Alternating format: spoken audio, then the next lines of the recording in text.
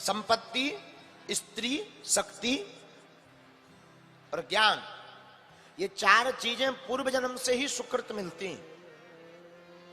जो भाग्य में होगा सो ही आपको प्राप्त होगा। वैसे गोस्वामी तुलसीदास जी भी इस बात की पुष्टि करते हैं रामचरितमानस में।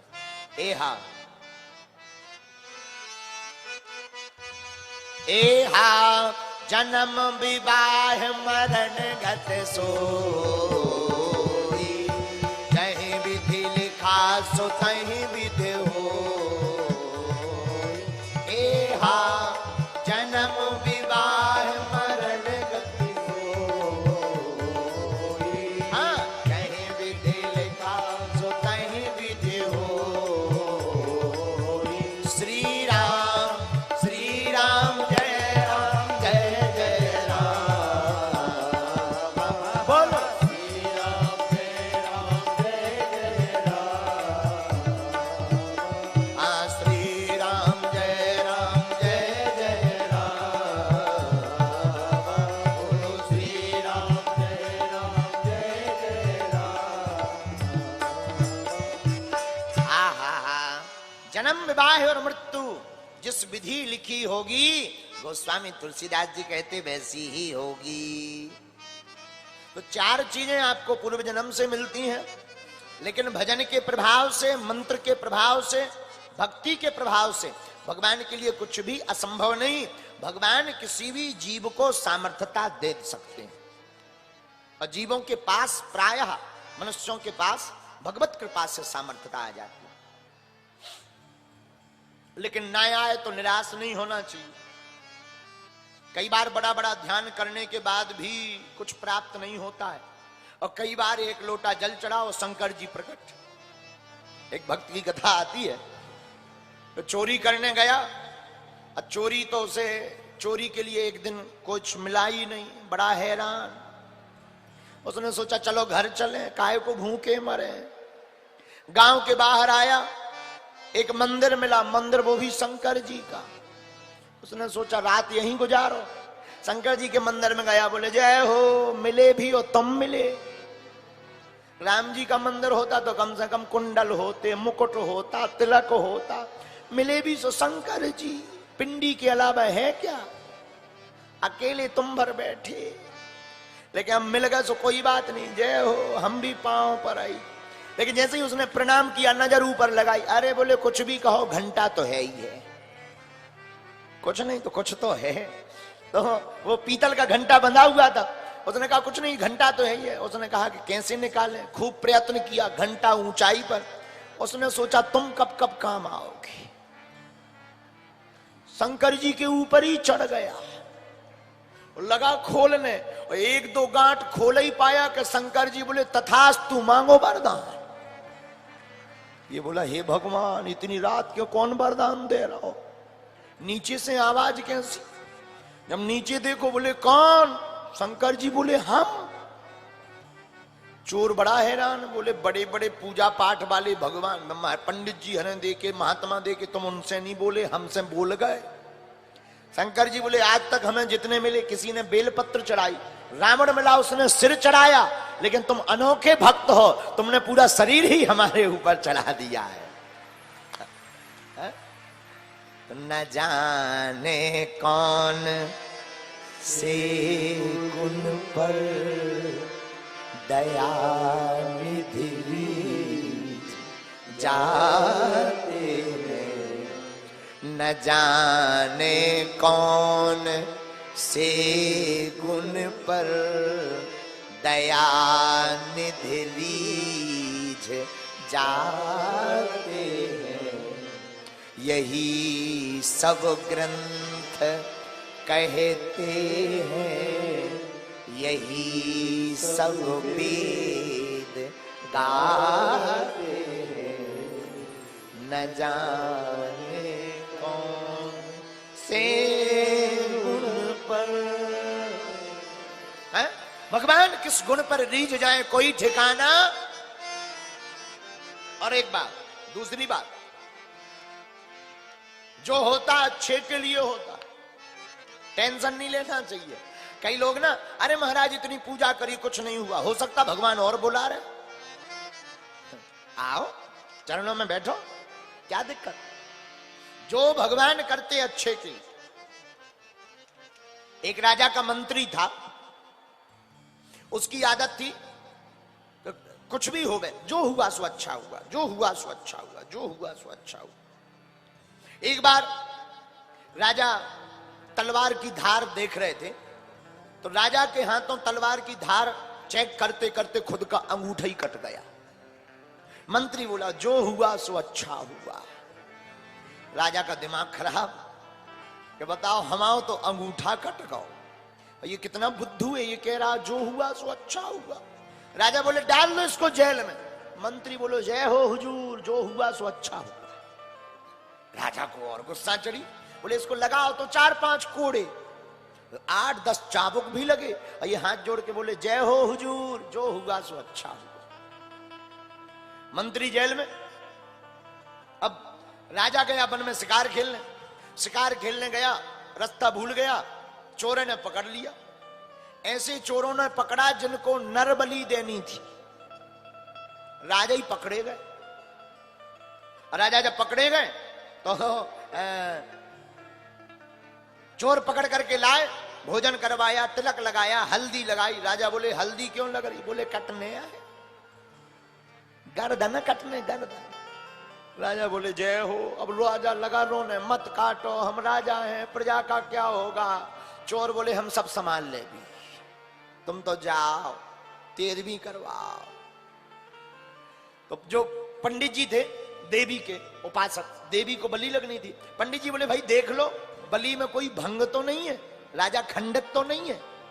राजा तुरंत हाथ दिखा के बोला बिल्कुल है, अंगूठा गायब है, देखो गायब है, गायब। तो लोगों ने देखा, चोरों ने देखा, बोले सरकार सही बात है, राजा का अंगूठा नहीं है। अरे बोले हटा, इसको मत बलि चढ़ाओ, माता पूरी बलि लेती है। राजा रोता रोता घर आया, लेकिन राजा ने कहा कि भाई मंत्री ने जो कहा था वो बात बिल्कुल सही है, उसने अंगूठा कटते ही कहा था जो हुआ अच्छा हुआ, धन्यवाद दे दे। तो वो मंत्री के पास गया राजा, बोले तुम्हारा बहुत बहुत धन्यवाद। मंत्री बोला क्यों? राजा ने पूरी घटना बताई। बोले उस दिन ना अंगूठा कटता ना आज हम पूरे बचते, अंगूठा कट गया सो गर्दन बच गई, अगर अंगूठा रहता तो अबे तक गोटी गोटी हो जाते। तो जो हुआ अच्छा हुआ। लेकिन राजा बोला एक बात समझ में नहीं आई। बोले क्या? बोले भाई हमारा तो अंगूठा कटा तो हमारे प्राण बच गए, लेकिन तुम जेल गए, तुम्हारे साथ क्या अच्छा हुआ? तुम अपने लिए भी कह रहे थे जो हुआ सो अच्छा हुआ। मंत्री बोलो हुजूर तुमसे ज्यादा तो हमारे साथ अच्छा हुआ। राजा बोला क्यों? बोले सरकार तुम्हारा तो अंगूठा कट गओ, तो हम तो 24 घंटे तुम्हारे साथ रहते, और अगर हम शिकार पे जाते तो तुम तो अंगूठा कटवे में बच जाते, हम तो पूरे के पूरे 5 फुट की हथी, हमारी तो कटाई जाने थी। बोले आपके साथ तो जो हुआ सो अच्छा हुआ, लेकिन हमारे साथ और अच्छा हुआ, यही हम तुमको बताना चाहते। परमात्मा तुम्हारे साथ जो कर रहा वह भी अच्छा ही कर रहा है। हम सोचें कछु और है, हरि सोचें कछु और। हम लोग कुछ और सोचते हैं, परमात्मा अपने हिसाब से करते हैं, जो भगवान को प्रिय रहता भगवान वही करते हैं। आगे 5वें स्कंद में महाराज ऋषभ देव जी का चरित्र बड़ा प्यारा आया। आहा हा, अमंत्रमक्षरम नास्ति नास्ति मूलम सौधनम अयोग्यः पुरुषो नास्ति योजकस्तत्र दुर्लभा। आहा, जहां रात्रि काल में विषयी पुरुष भोग भोगते हैं, वहीं रात्रि काल में भगवान के योगी योग करके परमात्मा को पाते हैं। कुछ लोग रात्रि सोने में व्यतीत करते, भोग में व्यतीत करते हैं, लेकिन भगवान के भक्त न सोने में व्यतीत करते हैं न भोग में व्यतीत करते हैं। परमात्मा के भक्त भगवान को पाने में रात का व्यतीत करते हैं। हम एक दिन बैठे बैठे, महाराज जी बैठे आकलन कर रहे थे, सोच रहे थे इंसान की आयु मान लो 100 साल है, तो व्यक्ति 50 साल तो सोने सोने में गुजार देता है, बचे कितने बोलो? 50। 50 में 15 साल तो बचपन की निकाल दो, बचे कितने? 35। 10 साल अखियां लड़ावे में इलू इलू में कट जाती है, कितने बचे? 25। 25 में 10 साल रुपया, पद, यश, कीर्ति पाने और कमाने में, बचे कितने? 15 बुढ़ापे में निकल जाए। लोग हमसे कहते हैं कि हम बुढ़ापे में भजन करेंगे, बचे ही कहां रहे। और ये गारंटी थोड़ी है कि तुम 100 ही साल जियोगे, अगर 60 जिए फिर, 70 जिए फिर, 50 जिए फिर। हम लोग कहते हैं कल से भगवान का भजन करेंगे। एक व्यक्ति बोला महाराज बेटी की शादी हो जाए फिर हम भगवान का भजन करें। ठीक है, अब बेटा की शादी हो गई, अब तो करो भजन। महाराज थोड़ा नाती का मुंह देख ले, बस फिर भजन ही करना है, भजन ही कर, और कुछ नहीं करना है, बस भजन ही करें। अब बेटा हो गया, बेटे को बेटा भी हो गया, नाती हो गया, अब वो बड़ा भी हो गया, अब तो भजन करो। बोले महाराज अब तो बड़ी दुविधा में हो गए। बोले क्यों? बोले हमारा बेटे का बेटा कहता है बाबा बाबा बाबा बाबा। अरे महात्मा बोले तो ठीक तो कहता है कि बाबा बनो, क्या उल्टा कहता है? बाबा बाबा कहता है बाबा बनो। अरे बोले महाराज बात ये नहीं है, बात दूसरी है। बोले क्या? बोले हमारे बेटे का बेटा कहता है बाबा बाबा बाबा, लेकिन तब तक बेटी का बेटा आ जाता है, वो कहता है नाना नाना नाना नाना। अब हम सुने किसकी? बाबा की सुने कि नाना की सुने? तो एक तो कहता है बाबा बनो, दूसरा कहता है नाना। तो एक महात्मा ने बहुत अच्छा जवाब दिया। दूर से महात्मा बोले तुम इन दो झंझटों में पड़े रहोगे तो पड़े ही रहोगे, इन सब मगर को लात मार करके परमात्मा की शरण में डले रहो। इन्हें कहते हैं मगर। क्या कहते हैं? मगर। ये जितने नाते हैं, रिश्ते हैं, पद, ये सब मगर है। मगर कैसे? हनुमान जी के पैर को किसने पकड़ा? मगरिया ने। शंकराचार्य जी के पैर को किसने पकड़ा? मगर ने। भागवत में कथा आती है गज और ग्राह की, हाथी के पैर को किसने पकड़ा? बोलो बोलो बोलो, मगर ने। और तुम लोगों का पैर और हम लोगों का पैर भी मगर ने पकड़ लिया। पूछो कैसे? पूछो कैसे?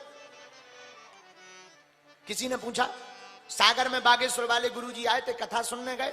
अरे बोले जाना तो था मगर जाना तो। अच्छा क्यों भाई, तुमने कथा नहीं सुनी? गुरुजी आए थे 7 दिन वहीं पर। अरे बोले हम तो पहुंच भी गए थे, तब तक फोन आ गया मगर। और कोई कह देता अरे हम तो पंडाल ही में बैठे थे, मगर। तो हम लोगों का पैर भी किसने पकड़ लिया? बोलो बोलो बोलो। उपाय क्या है? हनुमान जी ने एक उपाय अपनाया था। मगरिया ने पैर पकड़ा, हनुमान जी ने लात मार दी। गज यानी हाथी का पैर मगरमच्छ ने पकड़ा, उसने भगवान को पुकारा, भगवान ने गर्दन काट दी। उसी प्रकार हम लोग भी अपने काम के मगर में अगर प्रहार कर दें तो राम की प्राप्ति हो जाएगी। काम रूपी मगर में अगर प्रहार कर दें तो परमात्मा की प्राप्ति हो जाएगी। बोलो सीताराम। तो ऋषभदेव जी हैं महात्मा। ऋषभदेव जी कौन है? जिनसे जैन परंपरा का प्रारंभ हुआ। जैन परंपरा के प्रथम प्रवर्तक श्री ऋषभदेव जी महाराज। आहा हा, बड़े ज्ञानी ध्यानी। अपने बड़े बेटा को राजपाट दिया, भरत को। महात्मा बन गए ऋषभदेव जी। सिद्धियां आ गई। जो भगवान की भक्ति के मार्ग में आता है उसको सिद्धि स्वभाववश आ जाती है। लेकिन एक बात बोले, सिद्धियां हैं भगवान का खिलौना। क्या है? बोलो। आपने छोटे बच्चे को देखा होगा, छोटा बच्चा होता है ना, तो माताओं को कोई काम करना होता है, और बच्चे को अगर गोद में नहीं लेना होता है या स्तनपान नहीं कराना होता, तो माताएं क्या करती हैं, बच्चे को घुनघुना पकड़ा देती हैं, खिलौना जिसमें बजने वाली घुंघरू होती है, और बच्चा अगर उसको पकड़ करके खेलने लगता, सोई माताजी अपने काम में व्यस्त और मस्त हो जाती। पर कभी कभी बच्चा उसको फेंक देता है, तब माताजी समझ जाती इसे खिलौने की नहीं हमारी गोद की आवश्यकता है। वैसे ही भक्त अगर सिद्धियों में पड़ जाता तो भगवान समझते ये खिलौने में फंस गया, लेकिन कोई सिद्धि को त्याग कर परमात्मा की शरण में बढ़ता जाता है तो परमात्मा उसे गोद में उठा लेते हैं। सिद्धियां आई, मान बढ़ाई जब से आई। एक महात्मा कहते थे, मान बढ़ाई जब से आई, लगन राम से छूटी, और स्वामी स्वामी सुनन लागे, सो किस्मत हमारी फूटी। मान बढ़ाई आती है, भगवान का भजन छूट जाता है।